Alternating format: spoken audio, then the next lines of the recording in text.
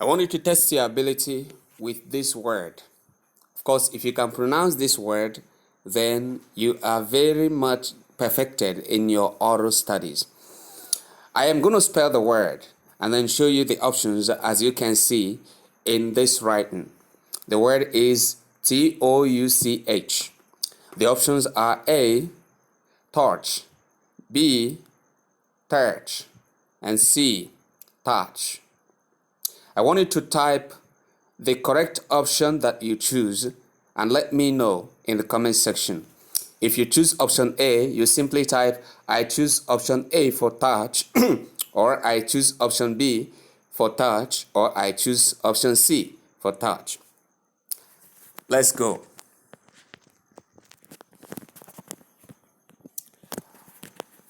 If you have been part of this our studies, you will understand and discover that what we've been studying for some time is daily commonly mispronounced words. This is actually the part 6 of it. So we have studied all the parts before now. And so if you are just a beginner with us in this channel, I would like you to go back to other series and watch them. They will help you understand most of the things we've taught and also be able to link up with our lesson for today. Of course, this is brought to you by EduStar Food Journey. This is our part 6 as I have stated before, and the word I have given you, which is Touch,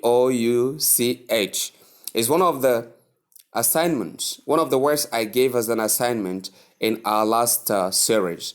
Please do go back to those series and watch them. They will help you understand more about these words that we've been pronouncing for quite some time now. And let's continue. So right here, I'm going to begin to give you the exact transcription of the words that I gave you as an assignment and also give you other words that are very much important to you. You should know how to pronounce these words. You should understand how they are transcribed. You should know how to use them in your sentences. You should be able to own them as words that you use appropriately and correctly and pronounce very correctly whenever you are speaking. Let's go. We take the word list. There are 10 here, but the words that I gave in the assignment are the first 3 words, so others are more like a complement for this part. Number 1 is spelled as Touch. I believe by now you must have typed in your own comment in the comment section. You must have chosen your option in the comment, and if you have, let me now see or test your check if you were able to get the right pronunciation. This is the transcription. As you can see here, the word touch has only this transcription, and that is that's a sound, the silent O sound, and the ch sound, which we pronounce as touch. Pronounce after me. 1, 2, go. Touch. Again, touch. And again, touch. We come to the next one, which is N-O-W. We pronounce it as now. Now. Now. Not noun, as most Nigerians do. Why do we pronounce it as now and not noun? If you look at the spelling of the word, there is a connection between the spelling and the pronunciation. You will see that the word is spelled as N-O-W. There is nothing like N-O-W-N in this spelling. That is why we say now instead of noun. So if you're among the people that have been pronouncing this word as noun, please desist from that, because that is not the right pronunciation of the word. We only have now and not noun. Please take note. The word noun, the word that we pronounce as noun, is one of the parts of speech we use or we know in the English language, where you say noun, pronoun, adjective, and the rest of them. Let that be noted. Number 3 is thorough. We spell it as Thorough. Thorough. You can see it right here in the square brackets. The transcription is the sound, silent or sound, resound, and the sure sound, which we also call the silent R sound. Another pronunciation for the word is also thorough. As you can see, thorough, that is the sound, the long S sound, the resound, and the O sound. And you have it as thorough. So, but then I prefer pronouncing it as thorough. You can also pronounce any one you choose. The point is that you must give the right pronunciation, and that's all. For Nigerians, most people do call this word thorough, for those that even attempt pronouncing the word correctly, while many others call it thorough.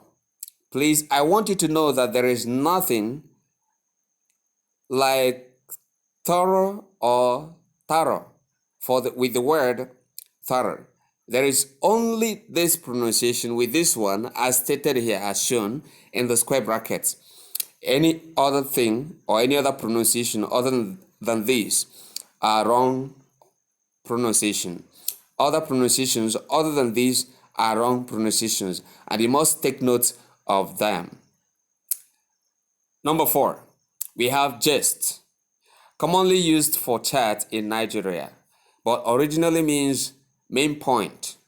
Note that the meaning of the word jest is main point and not for chat. Number 5 is opportunity.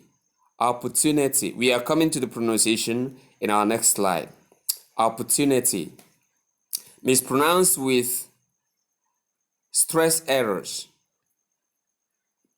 Number 6, cousin. Often confused with nephew and niece. And number 7 is chassis. You can see the sh sound, the short R sound, the S sound, and the E sound. That is short E sound. Not chassis, as most Nigerians call it. Some even call it chassis. Please, the pronunciation of the word is chassis. Number 8, we have debtor. The B is silent, as you can see, and so in the pronunciation as well as transcription you have debtor. So we don't have debtor. It is not debtor, but rather debtor. That should be noted, please. Number 9, we have receipt. The P is silent also, as in the case of debtor, that is where the B is silent. You can see the transcription in the square bracket as shown here. That is resound, short E sound, S sound, long E sound, and the T sound, which gives us altogether receipt and not receipt. Number 10 is tomb. In fact, in Nigeria, most people do call it tomb because of the spelling. I have stated often that words are not pronounced the way they are spelled. There are some words that have connections with the spelling. When you come to the pronunciation. But most words are not spelled the way they are pronounced, neither are they pronounced the way they are spelled. So spelling is different from pronunciation in English language. You must note that English is a tricky kind of language that you must master every part of it, mostly individually. Some connections should not mislead you to generalization in your pronunciation studies. So tomb is spelled as T-O-M-B, but the right pronunciation is tomb. You can imagine, that should have been a sound, becoming oo sound. Oh, that is wonderful. So you can see that, and that is the right pronunciation. Look at the transcription in the square bracket here. We say it's pronounced as tomb, to sound, long U sound, and the M sound, giving us tomb. Lesson angle. We have how the words are misused and mispronounced locally. These are our lesson angles. That is more like our study focus. And then now next is correct usage and pronunciation. And next is examples in Nigerian contexts. Next slide. Each word is explained with bold pronunciation, misused insight, correction, and a relatable example. This is, as I stated before, the part 6 of our studies on the daily commonly mispronounced words. And here we say commonly mispronounced, commonly misused and mispronounced words in Nigeria. Examples here are touch, now, thorough, and more. Brought to you by EduStar Food Journey. Here, EduStar English. Correct it with confidence. Yes, you have to correct it with what? Confidence. Number 1, which is touch, transcribed as shown here, which is to sound, silent or sound, and the ch sound. We pronounce it as touch. Please repeat this pronunciation until you have mastered it. If you have any challenge with the pronunciation of this word, let me know in the comment section. Yes, you may have the spelling as Touch, pronounced as touch. If you have a challenge with that, let me know in the comment. Common error. We have pronounced as torch, mostly in Nigeria. Most Nigerians pronounce this word as torch, while those that even attempt pronouncing it in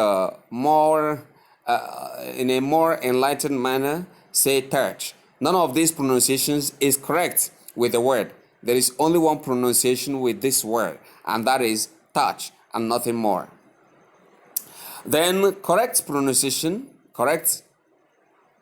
Touch means physical contact. Okay, that is more of the meaning. It means physical contact.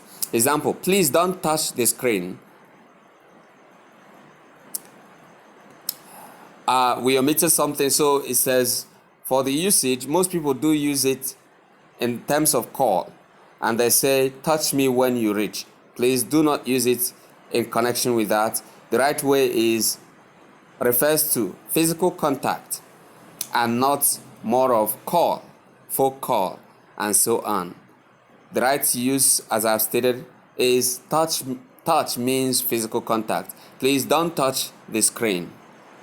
Better way to say, call me when you arrive. Next slide, number 2. Now, error. Used for urgency or emphasis in Nigerian English. I am hungry now. Commonly mispronounced as noun. Please take note of that. I have said some of these before now. Correct usage is now means at the present moment. There is no second n, that is n, in its pronunciation, but simply now, and that is all. Example, she's leaving now, or you say she's leaving now. Instead say, I am very hungry, or I am hungry already. Thorough or terror. Error, mispronounced as thorough or thorough, or spelled thorough, T-O-R-O. Please, that should be noted. Meaning complete, detailed. Example, he did a thorough cleaning of the house. He did a thorough cleaning of the house. Our next slide, gist. Error, used in Nigeria to mean chat or gossip. Actual meaning, main point or essence. Example, what's the gist of the article? To chat, use let's talk or let's catch up. Opportunity, That is number 5. Opportunity. How do you pronounce the word? Most Nigerians do pronounce this word as opportunity. Opportunity. But the right pronunciation is opportunity. Tunity. Not ch, but t, with the y sound attached to it to produce to opportunity. Opportunity. Please note every part of this pronunciation. It's very important. Mispronounced as opportunity by most Nigerians. Focus on the correct stress, which is to in the opportunity. Opportunity. That is the short O sound per sound, silent R sound, that is the short sound. To sound, Y sound, long U sound, N sound, silent R sound, to sound, and the short E sound. That gives you opportunity in pronunciation. Example, this is a great opportunity to learn. This is a great opportunity to learn. The next slide, we have cousin. How do you pronounce it? We say cousin, not cousin. Cousin, not cousin. The silent O sound and not the long O sound. Misused for nephew and niece in Nigeria. Mispronounced as cousin, as I said. Actual meaning, child of your uncle or aunt. Example, my cousin is visiting from Lagos. My cousin is visiting from Lagos. Number 7, we have chassis. Chassis. The sh sound, the short A sound, the S sound, and the short E sound. Error. Pronounced as chassis or chassis. Please desist from either of these pronunciations. They are wrong. The right pronunciation is simply chassis, which is the first one, the one in bold here. Meaning, base frame of a vehicle. Yes, that is chassis. Example, the car's chassis was damaged. Number 8, debtor. Debtor. Error. Pronounced with the B sound or with the B as debtor or debtor, as the case may be. But the correct pronunciation keeps the B silent. Keeps the B as silent. So the B is silent in the correct pronunciation. Example, the debtor hasn't paid for 2 months. I say that again. The debtor hasn't paid for 2 months. Number 9, receipt. Error. P pronounced. When people pronounce this word with the P, it is wrong. So therefore, then it's wrong to say receipt. When correctly pronounced, we have it as receipts, where the P is silent, as we saw in debtor, where the B is silent. Example, do you need a receipt? Do you need a receipt? So note that.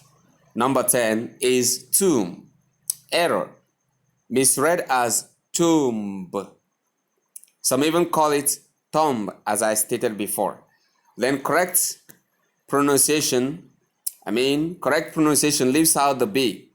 That is, the B becomes silent and you say tomb. And the O becomes long U sound and not long O sound or O sound of any sort, but the long U sound. The M sound is maintained, the T sound is maintained. So when you combine them, you have tomb instead of tomb or tomb. So note that tomb is the correct, one and only correct pronunciation. Example, the king was buried in a royal tomb. The king was buried in a royal tomb. Now we take prompt. Here we mean assignment. What you are going to resolve after this lesson.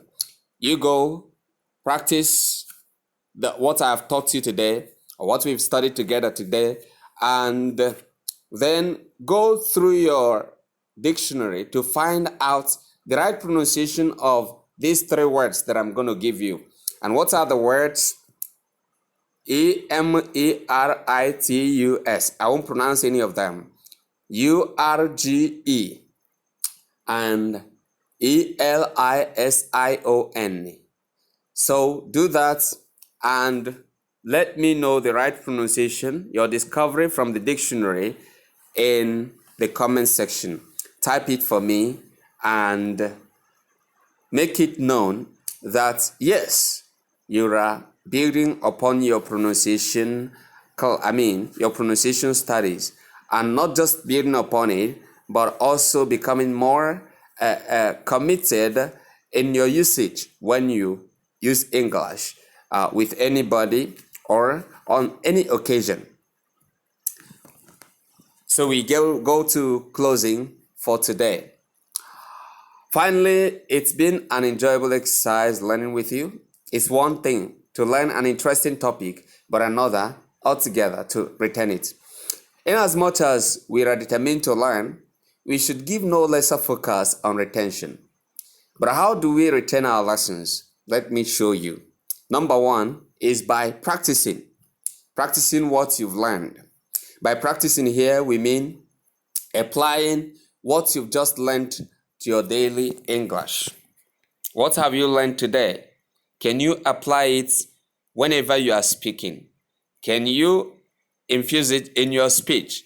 Can you ensure it comes into every word? Every sentence you make that implies the word, that involves the word. That is what we mean by practicing. And that is the best way to become perfected on any adventure. Number two is revisiting. Revisiting the study or activities. By this, we mean connecting back to the teaching material or activity, or simply teaching, to ensure your practice correctly aligns. What do I mean? You have to visit your study materials from time to time. What have you been taught? It could be what you have already learned on this channel, or what you've already learned particularly in this part, which is part 6 of our series. You can revisit it to learn more, especially the parts that you were not able to capture the time you were learning it, or you were paying attention to that particular area. So you'll be able to master it. Mastery comes by consistency. You continue with what you are doing over time. You work on it from time to time. And by that, and in time, you discover that you have become a master over what you are learning. Number 3, response effect. By this, we mean making teaching interactive and bridging the gap between teaching and learning. The commonest way to make teaching interactive is by asking questions where you do not understand and giving suitable reactions. Learning without interaction is nothing short of lack of interest. A lively learner, on the other hand, reacts positively from time to time as long as there is provision for that. In this context, simply type your questions and reactions in the comment. So, what do I mean by this? Response effect. You can see from time to time I ask you to go type something on the comment section, in the comment section, so that we will be able to know how to help you, the best way to help you in our other studies. You see, any learner that doesn't ask questions about his lesson is either not really listening or does not have much interest in what is being taught. If you have interest in how to pronounce words very correctly, then this channel has brought it at your doorstep, and you've got to interact in order to get better, in order to improve, in order to get perfected, and in order to be more practical about whatever you are learning on this channel. So I advise that anytime you are asked to comment or to ask questions, you should be able to pick something and ask. It will help us to know how best to help you. Number 4, consistently researching. Research is what makes masters in every field. It's the identical point. In fact, it is the central point of the people we call scholars. I'll read from this writing. It is not enough to learn English or anything else with a do-star or any other professional. You need to substantiate your learning with research. You need to substantiate your learning with research by visiting research materials such as the dictionary, encyclopedia, etc. You make yourself available not only for learning, but also for becoming a professional yourself in due season. No scholar became one out of merely learning, but through a combination of learning and research, one becomes a scholar. It says, dare to be one. Dare to be one. I want you to realize that we are bringing this study to a close.